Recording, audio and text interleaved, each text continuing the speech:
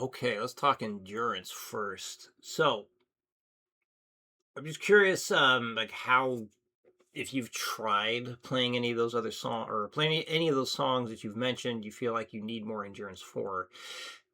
If you have not, try it. Let's see how you might feel today. Um, and if you feel like it hasn't improved at all, well, that's important to know too. Let me know that. So if it hasn't changed, then yeah, definitely worth trying maybe something different or having another approach. The reason I say that is because, like, doing like like the four repetitions with like the down picking stuff. Obviously, that's just down picking, but endurance should be increasing with that, right? Uh, with the rhythm stuff, like the gallops, reverse gallops, like the power chord things that we have been doing here, you know, the idea of doing repetitions after you've maxed out, that will absolutely push endurance. So just to make sure that you're always doing that, we got specific instruction to do that. Absolutely. So when you send in your video for this guy, I want you to send in the 4 repeats too. Let's see how that's coming along. And you're going to make sure to do that every single practice session, okay? So with this one, let's forego any time limit with it. Get this thing as fast as you can each day. And then after you've maxed it out, so you're really struggling, and do it without the repeats to max it out. Get it up there, get that speed up there, and then start to add in the repeats. So just you can go for the 4 repetitions right away. Decrease the metronome speed as much as you need to in order to pull off all the repetitions. Even like the song stuff that you did tell me about, it did sound like, at least some of the ones I looked up at least, palm muting absolutely is a thing. Absolutely is. So really good idea. Work on the palm muting. Now, when you're doing the palm muting of the single string, you're having your palm like this to where you have that, downward slant. That's certainly easy and common to do, especially with the chords. However, you don't have to do that for the really fast picking. You can still palm mute at least one string while doing the upward slant instead. And that's how I'm able to play really, really fast stuff. So for the single string thing, going into that, while it's doing the palm mute stuff still, it could be very beneficial. I know you asked about that last time. But of course, if you can get the speed you want without going into the upper slant, then no need. All right, so this is continuing the rhythm idea that we've been working on. And with this is very polymetric because we're still counting it like a 1 and a 2 and 3 and, but we change notes each new bar. So it really feels like a 3/4 and 4/4 time signature at the same time. So yeah, let's demonstrate. So keep counting it as a 3/4 to make it easier to play really fast. So here we go. 1, 2, 3, 4, 1 and 2 and 3 and 1 and 2 and 3 and 1 and 2 and 3 and 1 and 2 and 3 and 1 and 2 and 3 and 1 and 2 and 3 and 1 and 2 and 3 and 1 and 2 and 3 and. You can do a chord at the end if you like. I know I'm going to be tempted to do it, so I'm going to do it. 100.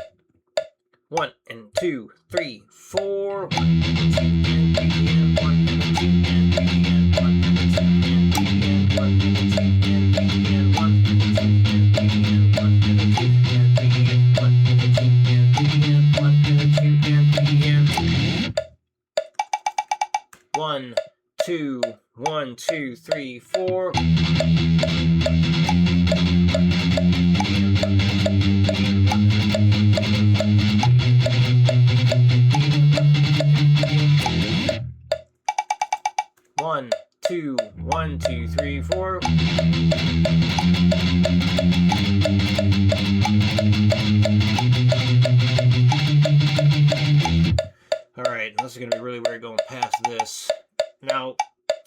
you're wondering, like, why this rhythm? Why are we doing this weird stuff?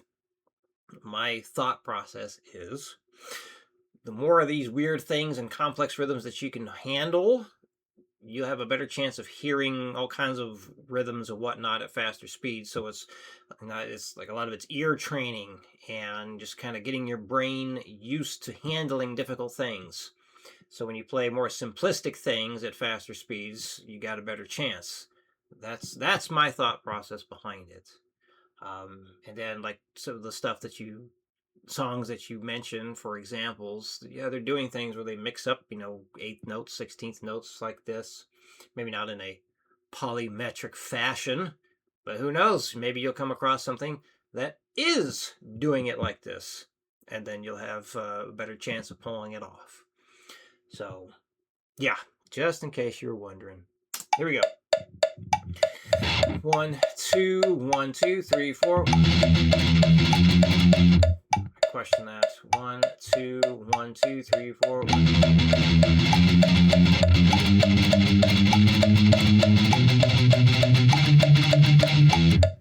Yeah, that's freaking hard as hell to count it that fast. 1, 2, 1, 2, 3, 4.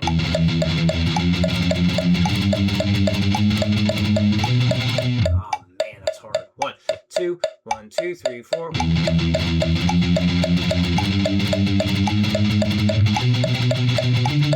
Damn it.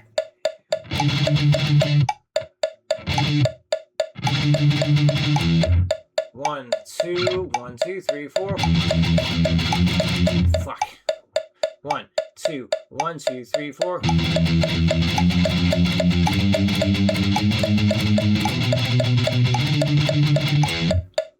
That was really close. 1, 2, 1, 2, 3, 4.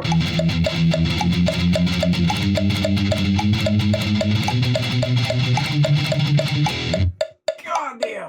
All right, let me take a little breather here.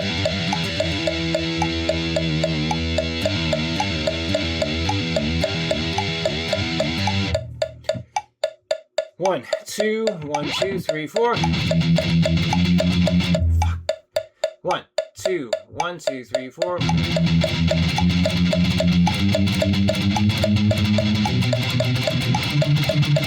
God damn. All right, here we go. And yeah, I'm not doing repetitions at that speed. Whew. 1, 2, 1, 2, 3, 4. I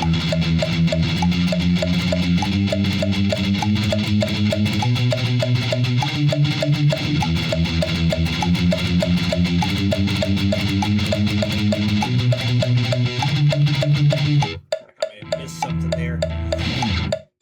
1, 2, 1, 2, 3, 4.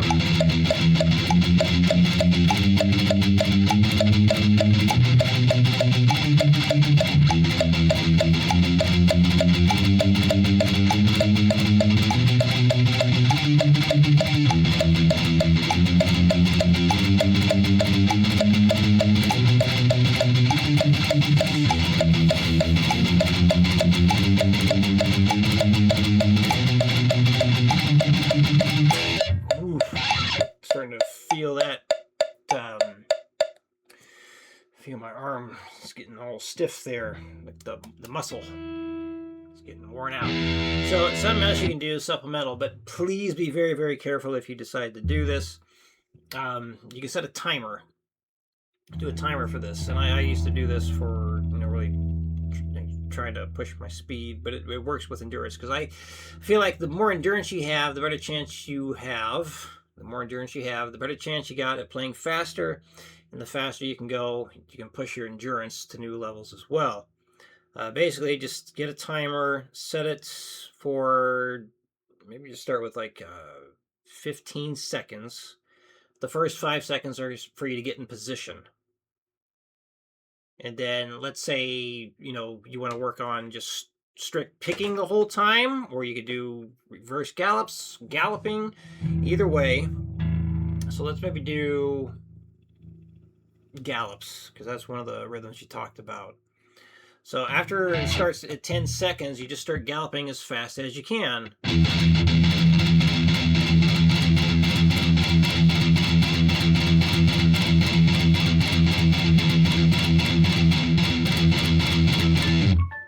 until it's done, and then start the timer again, and then just wait it out. Let your arm rest. What I used to do is just left hand stuff, work on legato speed and endurance there. So you can do that too. Just do a legato pattern up and down while you wait for the timer to go off again. And then you're going to increase it 5 seconds. Probably best to do 5 seconds or 10 seconds. 5 or 10 seconds. So I'll go ahead and increase mine to, I'm just going to go up 5. So this way you can ease into it better. And then you start the timer after, give yourself the 5 seconds to get in position. And then after the timer gets to 15, then you start counting it. As you start to fatigue, you'll still try and keep going best you can.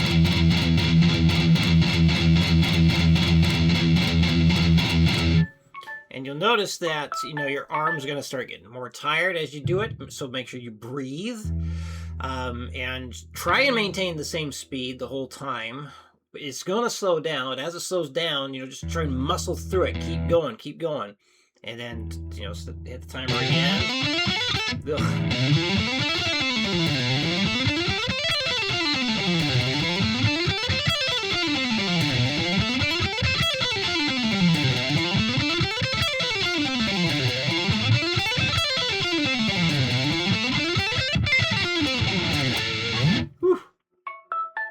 But you drill the crap out of both arms.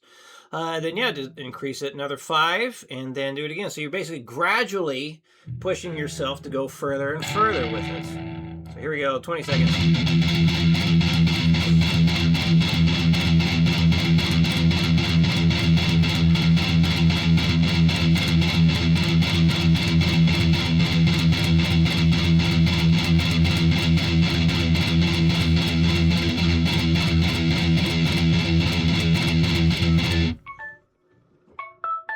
And then, back to the other thing. So just so you can see what it's like, I'm going to set it for a minute. I'll just give myself a little bit of a break.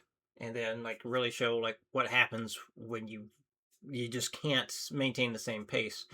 Again, be very, very careful with this, because some people, one guy told him about this method, and he took it way too far, and his elbow started clicking and feeling funny, because he would do it for a ridiculous amount of time, every day. Don't do this every day for a long amount of time. You could do it here and there. If you do it every day, definitely keep the session short. Get to a point where you reach a speed and you notice a significant slowdown in your playing. That's it. Once you reach that point, that's it. So let's say maybe you get to 30 seconds and you notice by the end of the timer, your arm is really slowed down. That's it. Just get to the point where you are definitely pushing it and you can feel like you're slowing down, but you're really trying to keep it up. That's when you need to stop. That's when you stop, okay? And if you ever feel any weird twinge in your elbow or anything in your wrist that's, any kind of joint pain, connective tissue pain, don't push. Just take a break from it. Don't do a damn thing with it ever again until you feel completely healed. Got to be healed. So I'm all about pushing muscle pain in terms of gym related things. If you ever do any kind of working out and you feel your muscles stiffen up when you're pushing, that's fine. That's part of the adaptive phase that has to happen. You got to give your body a reason to get stronger, to get bigger. You can't be playing comfortably. You got to push yourself out of your comfort zone, right? Because nobody ever grew by being comfortable. Nobody ever got faster and got their endurance to go up by being comfortable. You got to push yourself hard. So this is what I do when I reach that point. And the gallops are going to sound shittier and shittier. Here we go.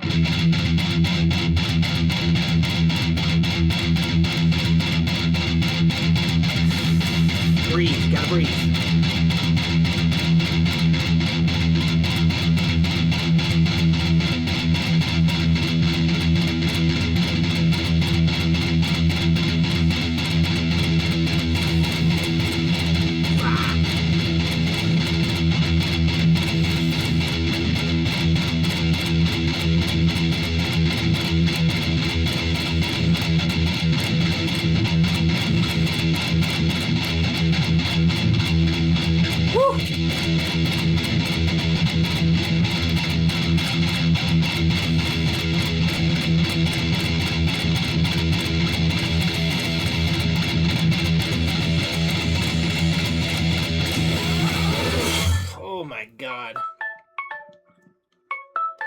So I'm like changing my arm a little bit, changing my position of my wrist and whatnot in order to try and maintain the speed the best I can.